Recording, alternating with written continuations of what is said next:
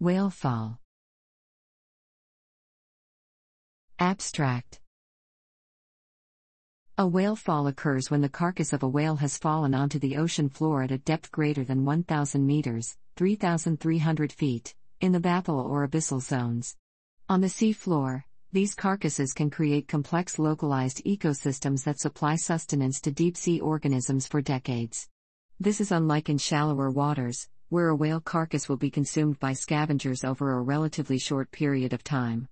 Whale falls were first observed in the late 1970s with the development of deep-sea robotic exploration. Since then, several natural and experimental whale falls have been monitored through the use of observations from submersibles and remotely operated underwater vehicles, ROVs, in order to understand patterns of ecological succession on the deep seafloor. Deep-sea whale falls are thought to be hotspots of adaptive radiation for specialized fauna. Organisms that have been observed at deep-sea whale fall sites include giant isopods, squat lobsters, polychaetes, prawns, shrimp, lobsters, hagfish, ozdacs, crabs, sea cucumbers, and sleeper sharks.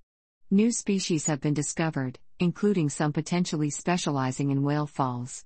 It has been postulated that whale falls generate biodiversity by providing evolutionary stepping stones for multiple lineages to move and adapt to new environmentally challenging habitats.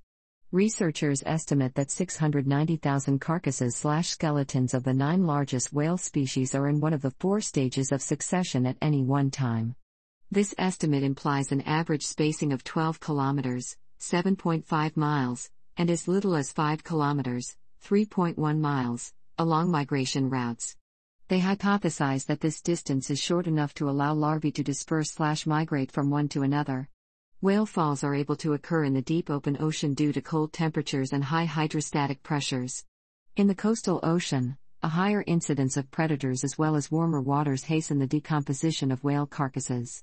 Carcasses may also float due to decompositional gases, keeping the carcass at the surface.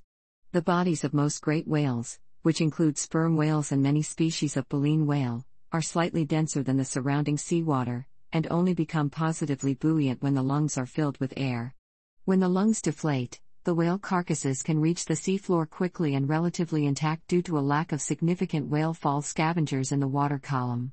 Once in the deep sea, cold temperatures slow decomposition rates, and high hydrostatic pressures increase gas solubility, allowing whale falls to remain intact and sink to even greater depths. This project compresses information gathered from Wikipedia in video format. Why should I watch it? Studies prove that reading while listening improves comprehension, increases speed as well as expands vocabulary and enhances fluency. Provide your feedback on the comments section. Support the channel by subscribing and liking the video. Thanks.